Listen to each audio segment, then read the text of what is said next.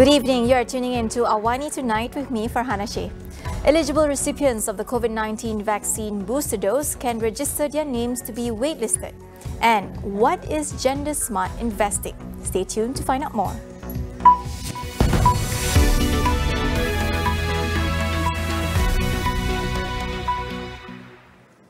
Beginning next Monday, eligible individuals of the COVID-19 vaccine booster shots are allowed to register their name in a waiting list. This can be done through walk-in at the private health PPVs all over the country.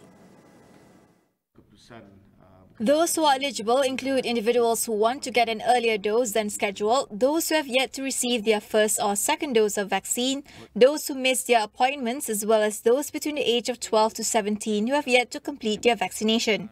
The decision was reached in a COVID-19 immunization task force booster chaired by Health Minister Khairy Jamaluddin today. Earlier, Khairy said the move came after it was revealed that 40% of people who had been given appointments for the booster dose did not show up for the jab. He also addressed claims that some booster shot recipients were turned away from vaccination centres. He explained that the booster shots are given based on the length of the interval period from their last jab. Those who had received the Pfizer COVID-19 vaccine previously are advised to wait 6 months before getting their booster shot, while those who got Sinovac will get their booster shots after 3 months. Malaysia is ready to become a hub for hepatitis C treatment in the region by offering a combination treatment at affordable prices.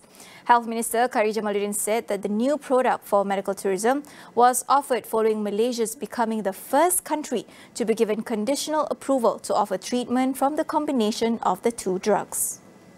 According to him, the treatment will be marketed to travellers from abroad. And as it is a medium-term treatment of around 3 months, a multiplier effect on the economy can be expected. He said the offer was also in line with the World Health Organization's mission to reduce the spread of hepatitis virus infection by 90% and reduce deaths due to the virus by 65% by 2030. Khairy added that the ministry would also identify hospitals that would be turned into premium hospitals to carry out the initiative. He also said that the medical tourism sector also had great potential to boost the economy, which had generated revenue of around 1.7 billion ringgit annually before the COVID-19 pandemic. The early voting process for the Melaka state election has been completed, as 10 more early voting centres will close at 5:30 p.m. According to the Election Commission, a total of 89.9% of early voters had cast their ballots. The voting process at 31 station, which opened at 8 a.m, went smoothly with strict compliance to the standard operating procedures. A total of 11,557 early voters are eligible to cast their votes for the 15th Melaka state election. The state election will witness a battle between Varsa Nasional, Pakatan Nasional and Pakatan Harapan, fielding candidates in all 28 state seats. A total of 112 candidates will be contesting on polling day this Saturday. Meanwhile, Datuk Seri Sulaiman Muhammad Ali will finish his term as the Chief Minister should Barisan Nasional win the Melaka state election. Coalition's Deputy Chairman Datuk Seri Muhammad Hassan said this is following rumours that BN will replace Sulaiman halfway if it wins the election. He urged the people of Melaka to not listen to slanders by those who want to distort the facts and weaken BN. Sulaiman, who was formerly Chief Minister before 4 State Assembly members retracted their support for him that triggered the state's snap polls, will go against Pakatan Harapan's candidate Adli Zahari for the top spot. Pakatan Nasional, which included Parti Pribumi Bersatu Malaysia, PAS and Gerakan, have yet to name their Chief Minister candidate, saying it will only do so if it wins. The Melaka election has raised questions of what ails the state's economy and society, and if government has been able to address them through programs and policies. Tonight on Consider This, Syarif Kutin speaks to activists about the role of civil society. The government is currently in the process of studying and evaluating the amendments to the Whistleblowers Protection Act 2010 or Act 711. Defector Law Minister Datuk Seri Wan Junaidi Tunku Jaafar said the proposed amendments will be tabled to the Cabinet next month after revealing that only a small number of whistleblowers were given protection in the past decade. Aduan yang diterima semenjak tahun 2011, betul-betul hingga sekarang ini berjumlah 73,545. Dalam masa yang sama, pemberi maklumat mendapat kemudahan di bawah undang-undang ini hanyalah 527. Maknanya nisbah yang amat kecil sekali mendapat perlindungan di bawah undang-undang ini. Wan Junaidi said the findings showed weaknesses in either the implementation of the Act or the provisions of the Act itself. He was responding to a question from Port Dickson MP Datuk Sri Anwar Ibrahim on the proposed review of the Act and its effectiveness in protecting whistleblowers in cases of misconduct and high-profile corruption. According to Wan Junaidi, 7 issues regarding Act 711 had been identified and would be given priority in the proposed amendments. He added that several engagement sessions with stakeholders were also held, including with the United Nations Office on Drugs and Crime and the Government Accountability Project. Wan Junaidi informed that a working committee has also been established consisting of enforcement agencies, state agencies and departments, GLCs, private companies, civil society organizations and NGOs. The National Wage Legislative Technical Committee will present the findings of the study and review of the impact of the Minimum Wage Order 2020 to the National Wage Consultative Council this Thursday. Human Resources Minister Datuk Sri M. Saravanan said that the committee would also make recommendations on the rate and coverage of the minimum wage to the council. He added that the committee held public consultations and engagement sessions involving representatives of employers, employees' organizations, employee representatives, trade unions and the public to obtain input on the impact of the implementation of the minimum wage on the country's socio-economy. He said this when winding up the debate on the Supply Bill 2022 at the policy level in the Dewan Rakyat today. Saravanan said that the wage rate increase framework was not presented in the tabling of the 2022 budget because the Ministry of Human Resources, through the Council, was still in the final stages of preparing the review report. We'll take a short break. Stay with us.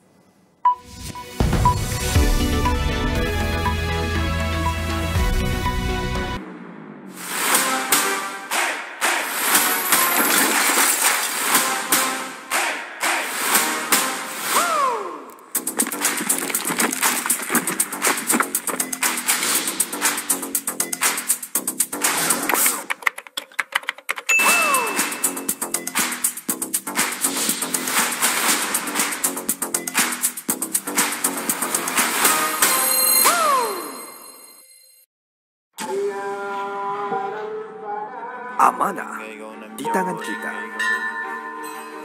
Adat, budaya dan semangat menjadi kesinambungan perpaduan tanah air yang tercinta. Berteraskan adab yang terpahat di jiwa dan raga. Marilah bersama kita membina negara Malaysia.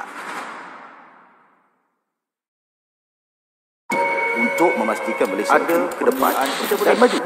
Induknya adalah Melayu. Balik kepada Islam. Orang yang membuat polisi.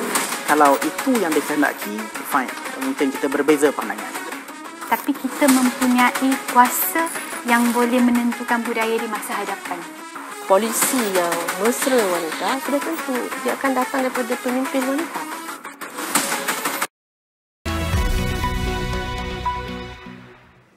Welcome back. Gender-smart investing aims to integrate gender-based factors into investment strategy, thus creating a more equitable world for all. This can be achieved by improving women's access to capital by investing in businesses that are women-led, as well as promoting women's empowerment economically. Here to discuss more is Gobi Partners JJ Iepaibun. Gender-smart investing is an approach to investing that takes into consideration gender-based factors across the investment process to advance gender equality. Why is it important? We're talking about this now because we've seen COVID-19 has really exacerbated instances of gender-based violence, women leaving the workforce to take care of their families, and with that they have to take on the burden of unpaid care work that women usually take on during these times. So really now is the time to take action. JJ highlighted that investing in women can only bring good to the world's economy. Really, investing in women boosts economic development. It increases business competitiveness, it creates jobs, and contributes to overall GDP. A recent study by McKinsey Global Institute Research stated that advancing women's equality will bring $12 trillion to global growth. And in Asia Pacific alone, it would bring $4.5 trillion to Asia Pacific's GDP. The first steps, according to JJ, are awareness and benchmarking before adopting gender-inclusive strategies across the workplace. First off, I would say look within your company and assess certain criteria. Does your organizational structure, culture, internal policies, and workplace environment have a gender balance? Do you use data and metrics to assess your own gender equitable performance and incentivize behavioral change and accountability? Do your financial and HR policies signify overall commitment to gender equality? These are some things that you can, take a quick assessment first and do a quick benchmarking and start your action planning. And, once you do that, you can also make a commitment. So if you're an impact investor, it can mean investing in women-led businesses or gender-inclusive businesses. British police have identified the suspect behind an explosion outside a hospital in northern English city of Liverpool on Sunday. 32-year-old Ahmad Al-Swilmin was killed in the blast in what the authorities have declared a terrorist incident. He boarded the taxi and asked to be driven to the Liverpool Women's Hospital on early Sunday morning. The blast took place within the car as it approached the drop-off point at the hospital, injuring the taxi driver. Meanwhile, 4 men who were arrested by the police in relation to the explosion were released from custody yesterday. The country had raised its national threat level to severe. The blast was the second fatal incident in 1 month following the death of a lawmaker due to stabbing. Myanmar has charged 16 people, including former elected leader Aung San Suu Kyi, with election fraud over the 2020 elections. She was accused of violating a number of electoral laws during the November polls, in which her party, the National League for Democracy, won in a landslide. 15 other officials, including former President Win Myint and the former chairman of the Election Commission, face the same charge. The state-run newspaper, the Global New Light of Myanmar, said their offences involved military polling booths, advanced voting for people above 60 years of age, and getting the names of people who had no right to cast the votes on the ballot. No details were given on when the court proceedings would begin. Suu Kyi has been detained since the military seized power on February 1st and has been charged with a litany of offences, which includes illegally importing walkie-talkies, sedition and corruption. Myanmar has been in turmoil since a military coup in February sparked a nationwide protest and a deadly crackdown on dissent. Japan is planning to start administering booster shots of COVID-19 vaccine from December 1st. On October 12, Japanese Prime Minister Fumio Kishida announced that the government was planning to start administering third doses of COVID-19 vaccine in Japan in December for everyone who have had more than 8 months interval since the previous vaccination. This measure is introduced after it had been approved by the Japan's Commission of Ministry of Health, Labour and Welfare. A vaccine manufactured by Pfizer-BioNTech will be used for revaccination process. Vaccination is especially recommended for those who have chronic diseases or work in areas with an increased risk of contracting COVID-19. In Japan, where the use of the Pfizer-BioNTech, Moderna or AstraZeneca COVID-19 vaccines is allowed, 77.8% of the population have received at least one vaccine dose and 73.1% are fully vaccinated.